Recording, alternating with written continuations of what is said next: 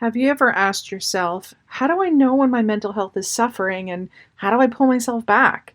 This is a question I received this week from a client, and this is the focus of this episode. You're listening to the Dynamic Women podcast. Each week, you'll be inspired by our global community of women. They'll share with you tools and stories to help you be dynamic in every area of life. He's your host, award-winning coach, and the CEO and founder of Dynamic Women, Diane Rolston.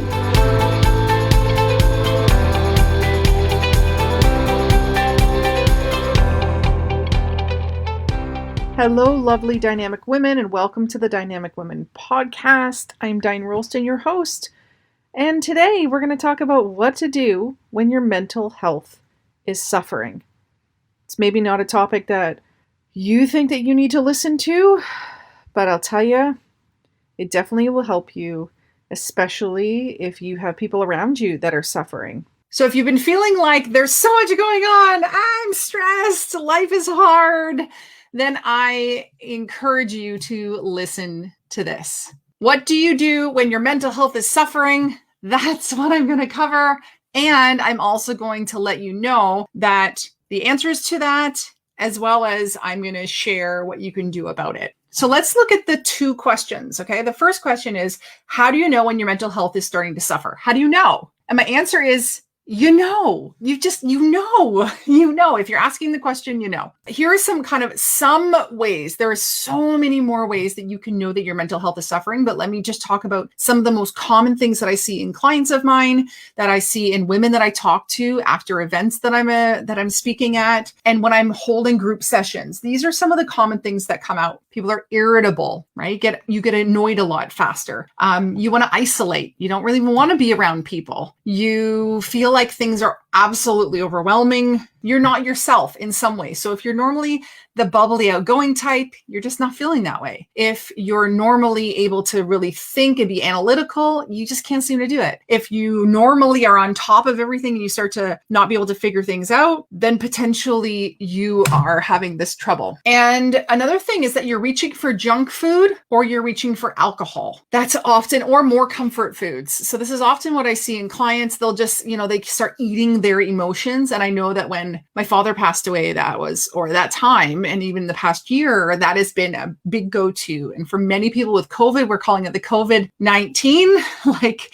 the freshman 15, the COVID-19, meaning you're putting on about 19 pounds. And that's a lot of it because our mental health isn't as solid as it needs to be able to be disciplined and be consistent in the type of eating that you want to have. So how else could you know that maybe mentally you're suffering? You're not honoring your priorities. And so if your priorities or some things that are important to you are like emailing people back on time, getting projects completed. Another priority might be being able to go and hang out or be committed to a group that you're part of, or a board that you're on, or people that you're volunteering with, or even just something in the neighborhood.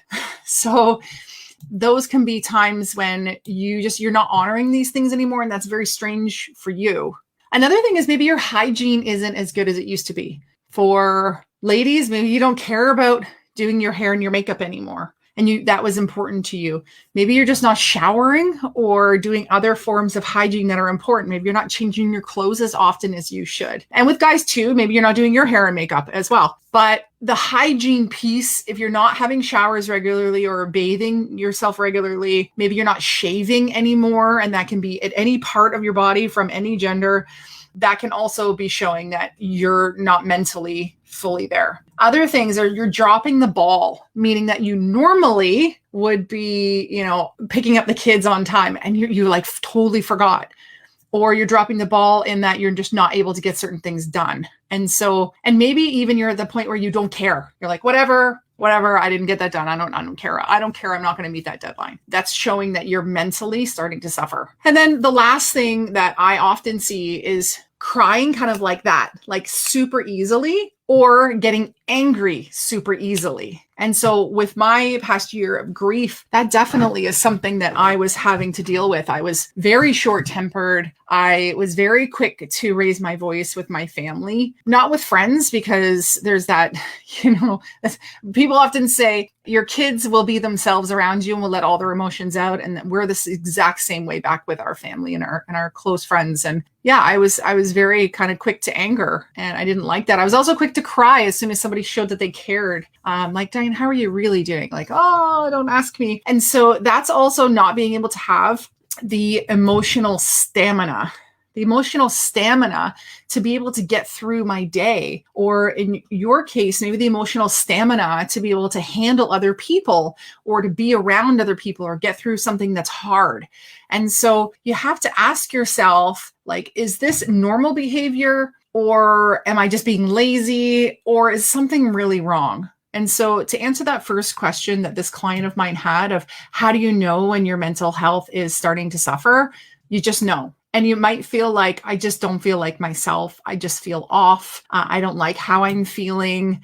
I'm different. I'm not myself. And others might say, like, you've changed, or are you okay?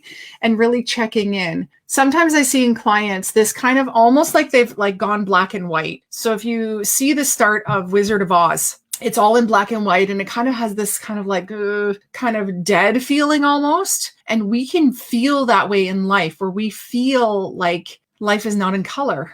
Because when that movie switches, and like just go watch the beginning of the movie so you can feel that difference. As soon as it switches to color, there's a vibrancy, a life, an energy, a spirit that comes out.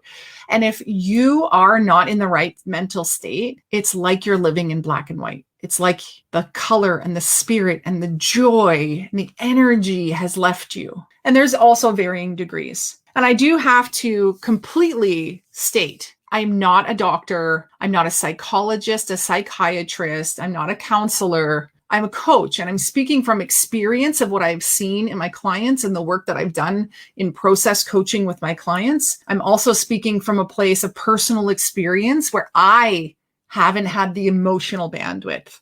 I haven't had the emotional stamina. I have dealt with postpartum depression, not once, but twice. I have dealt with anxiety, where I have no idea where it came from. My hormones have been completely off balance. And I've also dealt with stress and mental health suffering because of overexertion and stress in the amount of things I do in my life. And I've also experienced this with grief. So I've got a lot of personal experience around this. But full disclosure, I have never had to get to a point of strongly medicating. And so if you are at that place where your mental health is suffering and you are suicidal, or you are violent, or you are doing any other addictive or abusive behavior, or you are in a situation that is unsafe, please seek medical attention ASAP. Please tell a loved one that you trust. And please get the help that you need. That's so crucial. And I will now go into the second question, which is going to give some answers really on what to do when your mental health is suffering. So there are kind of three main things that I want to talk about around now what to do. When you know that you're suffering, what do you now do? And so the first thing that I suggest people do, it's the first pillar of being a dynamic woman. It's the first pillar because it is crucial, imperative that you do this before you do any of the other pillars. There's no point in pushing yourself in your career, your business, or connecting with others or doing these other things if this first pillar isn't into place. And that's prioritizing yourself. You have to prioritize yourself if you're in a space of not feeling like you're yourself or feeling like you can handle the world.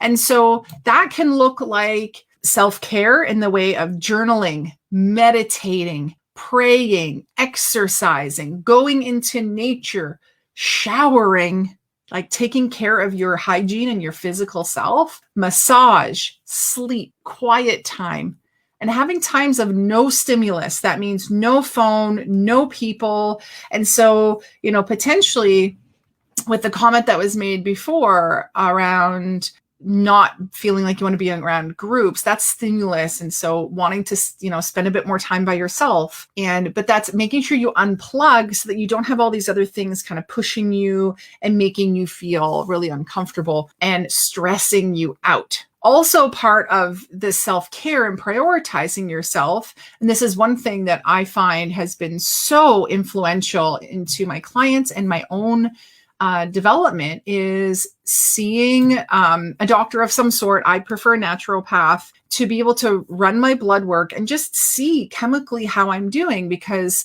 as I was speaking with another client this week, it is not fair. It's not fair for you to expect yourself to be running on full cylinders, kind of like a car, if you don't have any gas in the tank. Or if you have the wrong gas. Like imagine you put diesel in a gas engine. You're not going to do very well, right? And so that's often what happens with us, is that chemically we are off somehow. Low iron. This is happening to a girl on my soccer team right now. So you can't function. You can't deal with life when you have some mineral deficiency. And again, you need to go to a doctor to figure this out. I'm not a doctor. I am not someone that can do that for you, but I am someone who has experienced it myself and have had clients do it.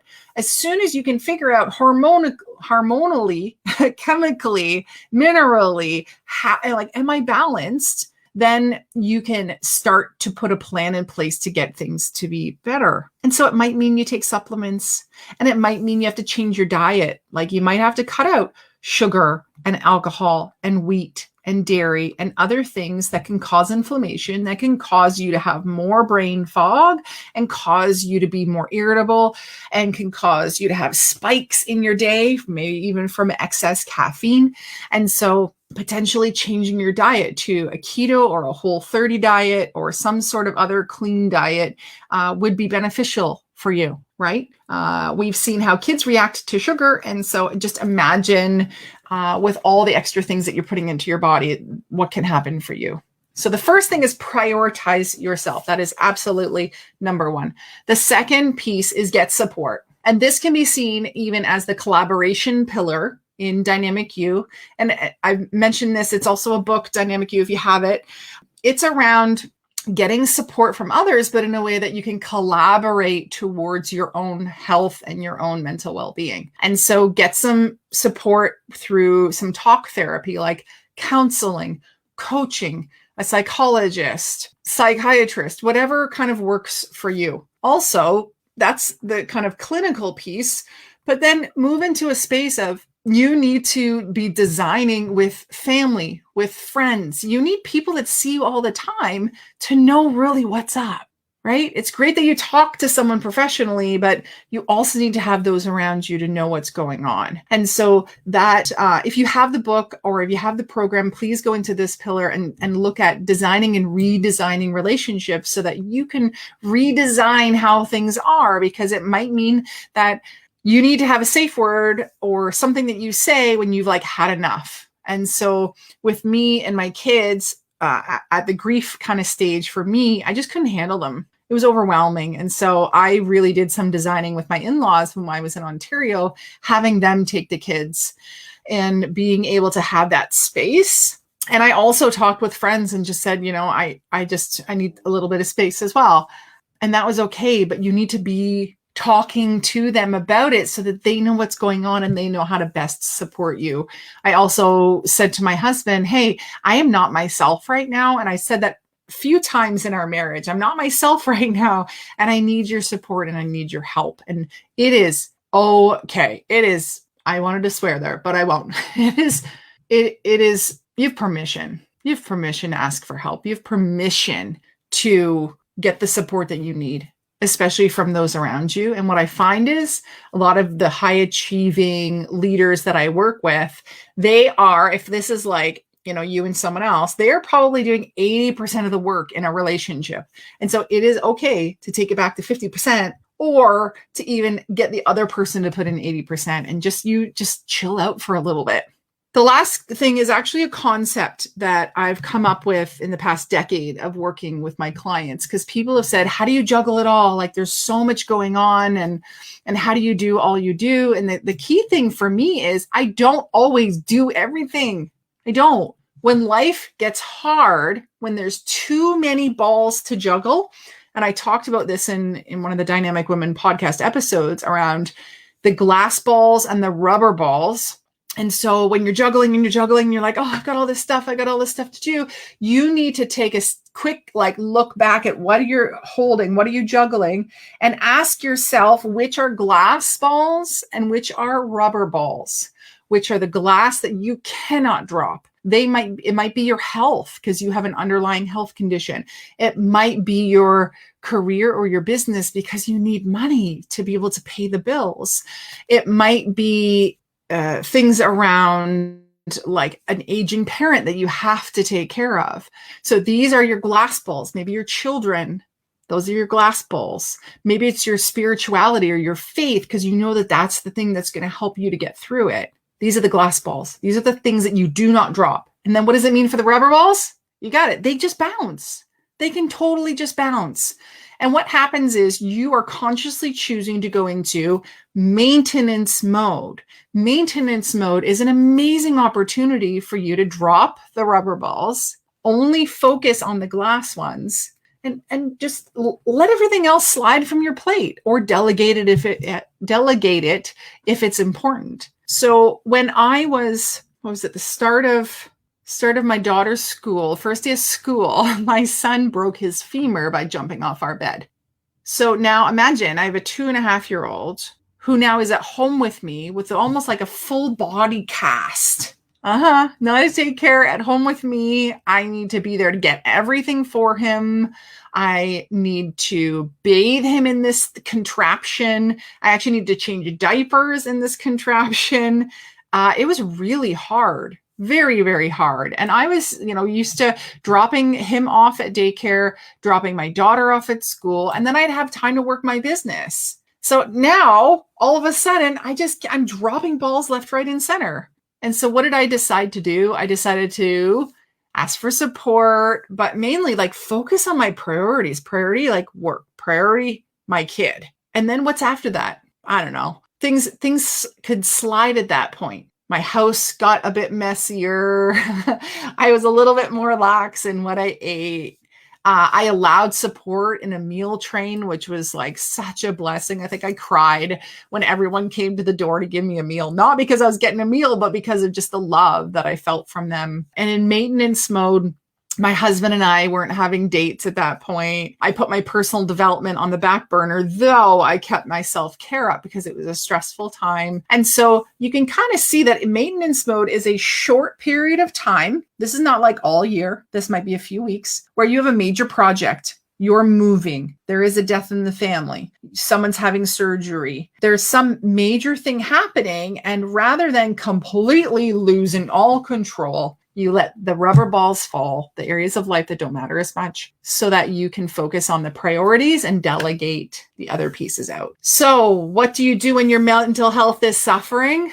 Make yourself a priority. Get support from professionals and from those around you. And then go into maintenance mode, knowing which are the glass balls and which are the rubber balls. So you have those kind of 3 steps. If you are feeling anything around not feeling yourself, or your emotions have changed, you don't have the emotional bandwidth to handle life or the emotional stamina to be able to kind of continue on all day, then I really recommend that you do some of these steps that I have suggested in order to feel better and in order to feel more like yourself. If you have any questions, please reach out to me. My personal email address is diane@dianerolston.com. Maybe it's time that we had a session.